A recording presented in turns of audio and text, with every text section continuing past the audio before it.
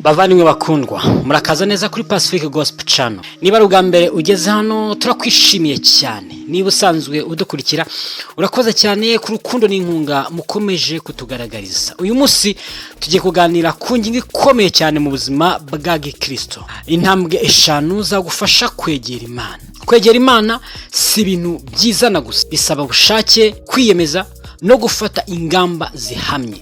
Hari benshi bifuza kuba hafi y'Imana ariko ntibamenye aho batangirira. Uyu munsi tugiye kubafasha kumenya neza uko wabigeraho.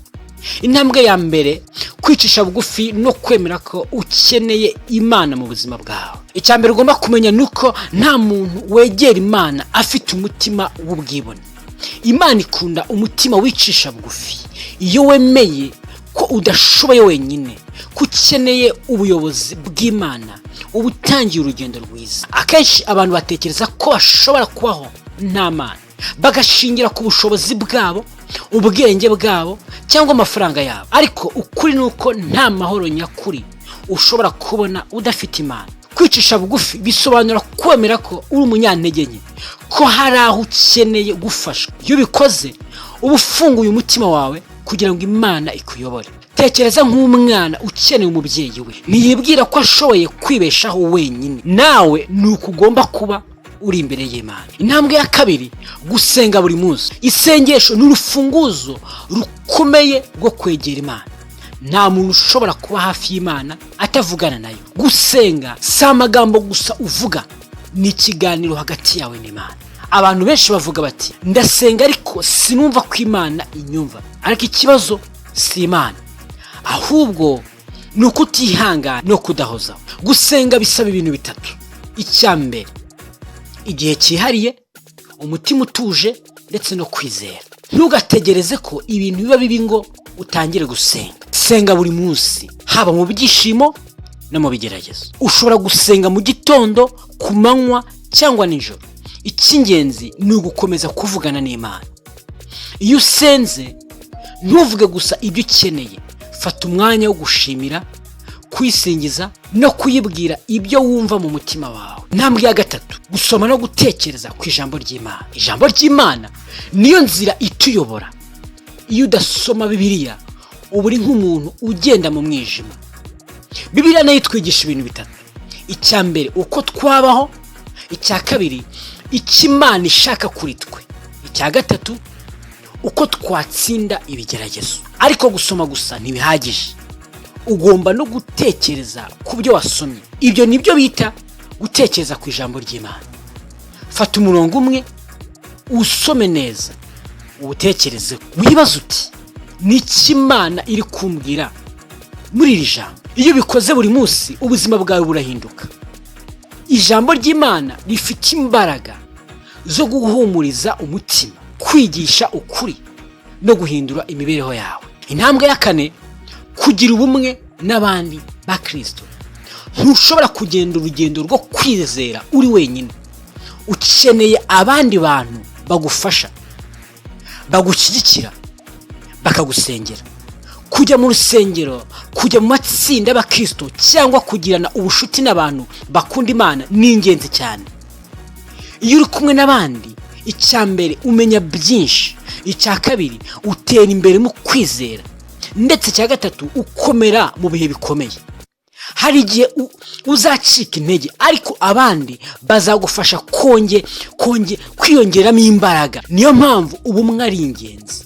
Irinde inshuti zikujyana kure y'Imana maze uhitemo izigufasha kuyegera.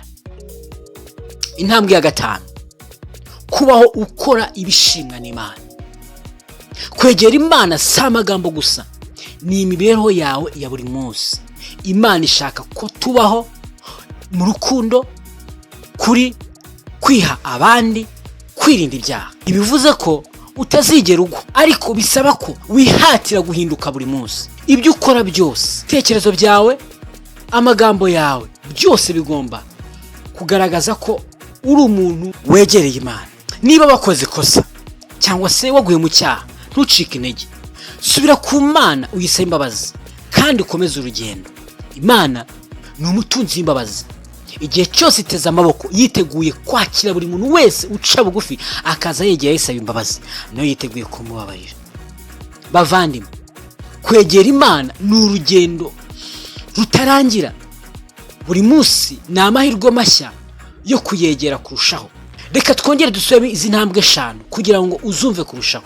Intambwe ya mbere yo kwegera Imana ni ukwicisha bugufi. Intambwe ya kabiri, gusenga buri munsi. Intambwe ya gatatu, gusoma ijambo ry'Imana. Intambwe ya kane, kugira ubumwe n'abandi. Intambwe ya gatanu, kubaho ukora ibishimwa n'Imana. Nushyira mu bikorwa izi ntambwe uzabona impinduka zikomeye mu buzima bwawe. Imana ibahe umugisha. Munyemerere uyu mwanya dufata akanya gato dusenge. Data twese uri mu ijuru, mwami wanjye wuje urukundo n'imbabazi, uyu munsi nje imbere yawe n'umutima wicishe bugufi. Nzi neza ko ntacyo ndicyo utari kumwe nanjye, kandi ntaho nagera utanyoboye. Ndakwemereye mwami ko nkeneye ubufasha bwawe muri byose, mu bitekerezo byanjye, mu magambo yanjye no mu bikorwa byanjye bya buri munsi. Mwami Imana, mbabarire aho nagiye nkibagirwa, aho nakoze ibyo utishimira, naho natewe n'ibyi singa kuvaho mu mutima. Ndagusaba imbabazi z'ukuri, kandi nkifuza ko wansukura mu mutima, ukanyuzuza umutima mushya ugukunda kandi ugukurikira. Mwami, mu mutima wicisha bugufi, umutima wemera kuyoborwa nawe, udashaka kuyobora njyenyine. Nyigisha kumva ijwi ryawe no kugendera mu nzira zawe. Unkureho ubwibone, unyambike ubugwaneza n'ubwiyoroshye. Mana yanjye, ndagushaka kandi ndifuza kugirana nawe ubushuti bwa hafi. Fasha nsenge buri munsi, ntarambirwa no kuvugana nawe. Umutima ukunda gusenga, umutima ubona agaciro ko kuganira nawe mu bihe byose, mu byishimo no mu mubabaro.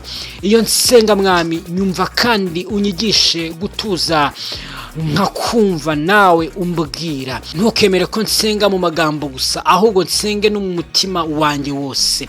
Mwami, mpinyota yo gusoma ijambo ryawe, nkunda Bibiliya yawe, nyikunde kurushaho kandi nyigisha kwisobanukirwa. Ijambo ryawe rimurikire inzira yanjye, rimpindure, rinyigishe ukuri kandi rinyubake mu buryo bwose. Mfasha mwami gutekereza ku ijambo ryawe buri munsi, ntarikoresha gusa mu magambo, ahubwo ndishyire mu bikorwa mu buzima bwanjye bwa buri munsi.